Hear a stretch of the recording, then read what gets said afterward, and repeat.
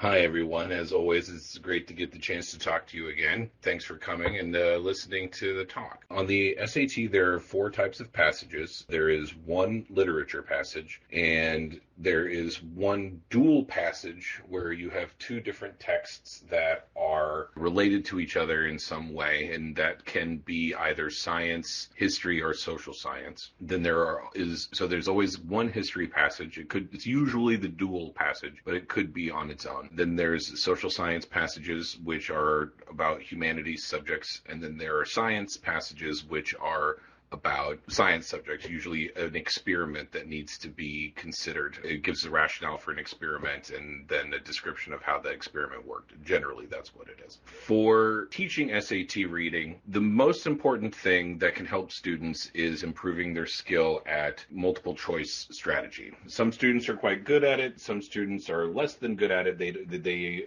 attack the multiple choice with intuition rather than strategy. And so in my experience, if a student doesn't have an SAT or doesn't have a multiple choice strategy that they consciously know about, like they're not consciously making decisions strategically about multiple choice, they can always be improved.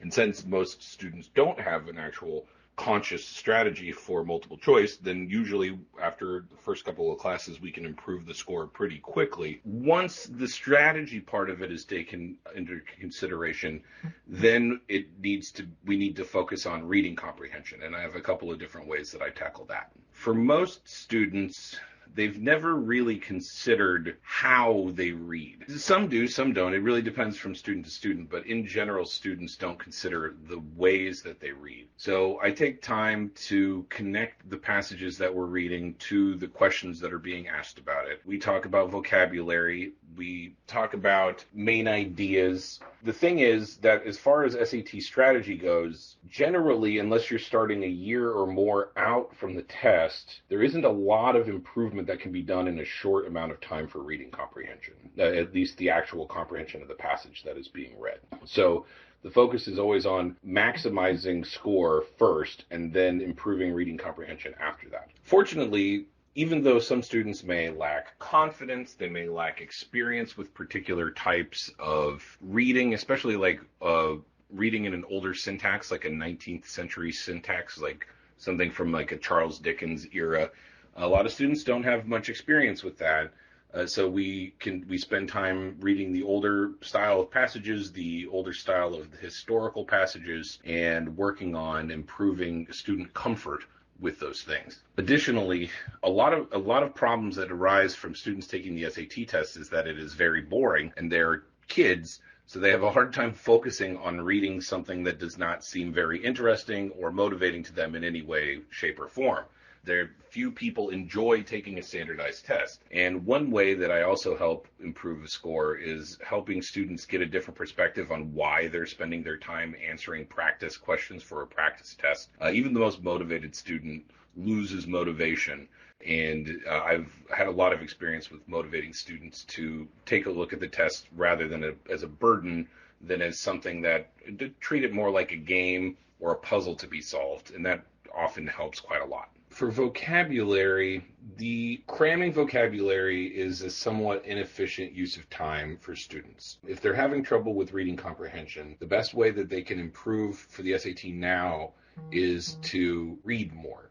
Reading improves vocabulary and improves comprehension at the same time. Some vocabulary cramming can be useful, but since they changed the test back in 2015, the strategic usefulness of cramming vocabulary has dropped significantly. It can still help. And if a student likes to cram vocabulary, if cramming vocabulary actually works for them, they should go ahead and do it. But generally, I don't recommend just reading long lists of words with no context. For SAT vocab, I have lists of words. I have a book that I've written that I use for vocabulary that organizes vocabulary words according to meaning, so that rather than memorizing the individual meaning for one word, you can memorize one meaning for a lot of words, and then you can discuss the difference among those words, and it kind of reinforces them. But in general, if students are starting a couple of years out, the best way to improve vocabulary is to read books that are a challenge. Students don't like to do that very often because, of course, it is challenging.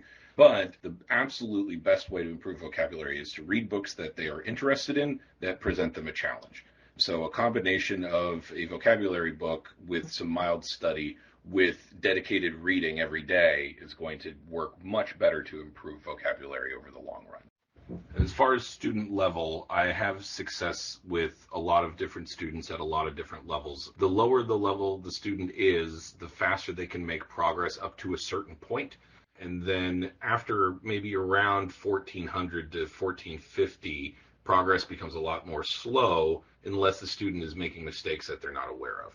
In which case, multiple choice strategy can make a big difference in a short period of time. But after the multiple choice strategy has been taken care of, then it's a lot of hard work to figure out where their logical mistakes are coming in and where their reading comprehension weaknesses are. So for this class, 1200 is probably, if a student is getting lower than 1200, then they should probably work on a reading comprehension class rather than prep for SAT first. The SAT essay is an essay where students need to read an article. It's a persuasive article on a particular subject, arguing for a particular point of view on a particular subject. They need to read and understand that article, and then they need to write and analyze the rhetoric that the author of that article was using to make their point. In order to analyze that, I teach about the Greek concepts of ethos, pathos, and logos, because they are everything that a person can use to convince someone. So once students understand the function of ethos, pathos, and logos in rhetoric and persuasion, they have a much easier time of discussing it. In addition to that, I teach about the concept of the rhetorical triangle, of the relationship between the author and the text and the reader, and how to write about those clearly. Once those concepts are set, we then talk about the flexible SAT essay template, which students will look at ethos, pathos, and logos. They will identify which ones are going on in the passage and in what way, the kinds of things that people can do to use ethos, pathos, and logos, the different ways that authors employ those tactics to be convincing. And then they will make a body paragraph. It's a 5-body paragraph template with an introduction with the thesis as per the grading of the essay. And then we'll talk about, there's a certain paragraph template with the topic, sentence, and evidence and analysis, with the topic sentence being related to ethos, pathos, and logos. Once students master this template, they always have a dramatic improvement in their score after that. In order to teach the template, I start at the basic level. We start with the rhetorical triangle and ethos, pathos, and logos. And then in order to practice the discussion of those things, we then work on logic and reasoning and how to construct a good logical topic sentence, how to make a good logical argument.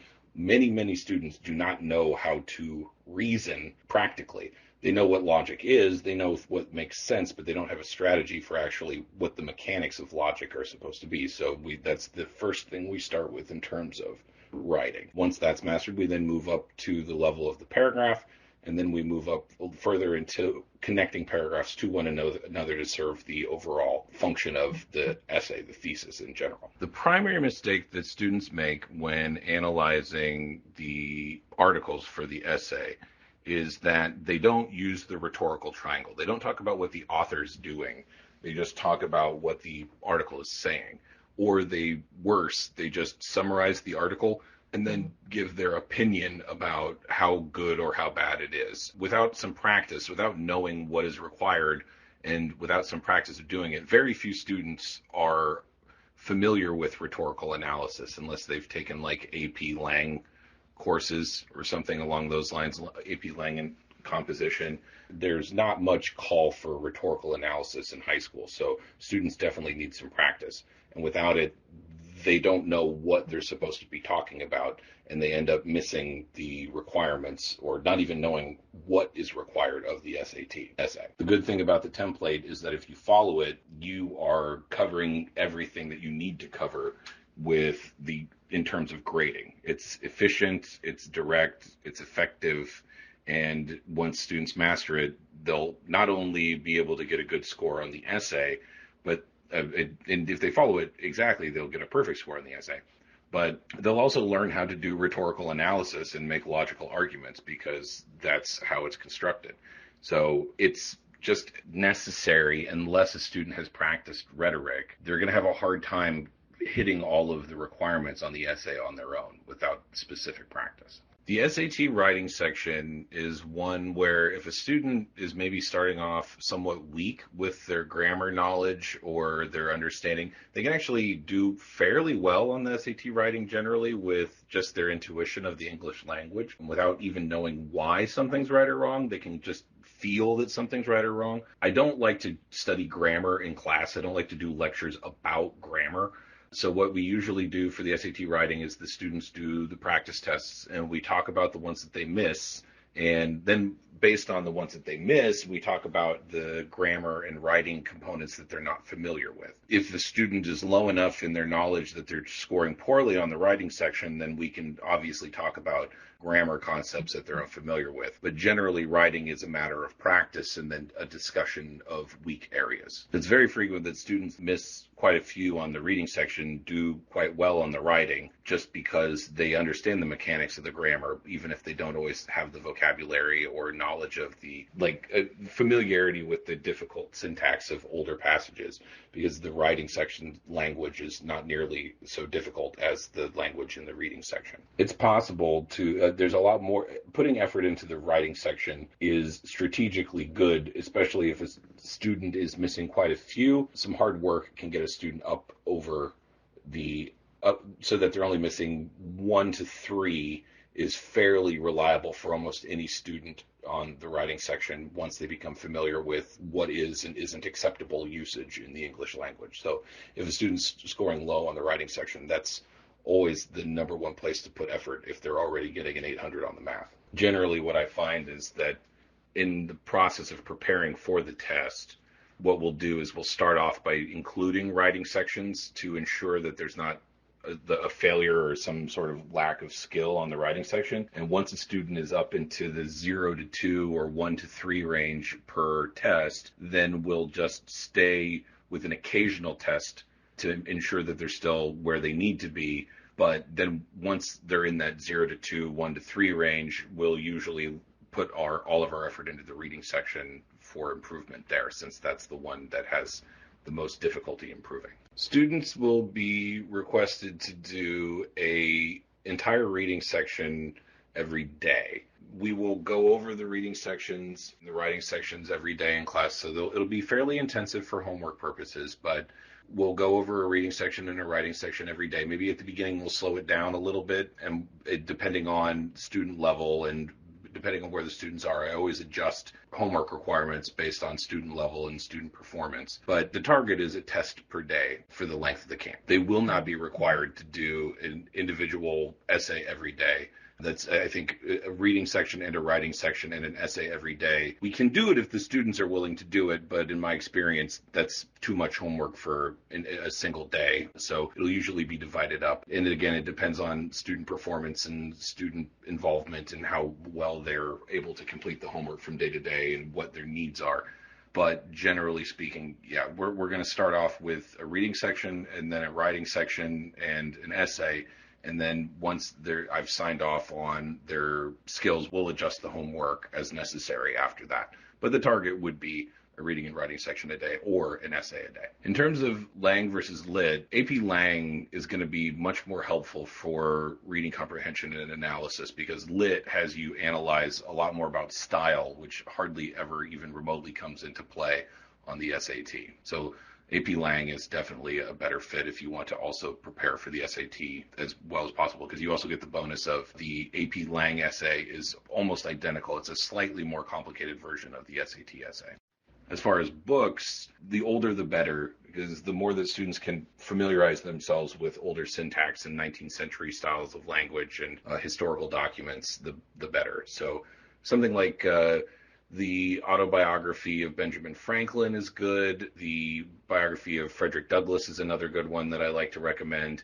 And then pretty much anything by Jane Austen or Charles Dickens or even Sherlock Holmes. It depends on what student interest is. I always adjust my recommendations based on student need. So there's a lot of possibilities out there, but autobiography of Ben Franklin's a good one to start with. Thank you, everyone. I look forward to working with you all. Stay safe and healthy.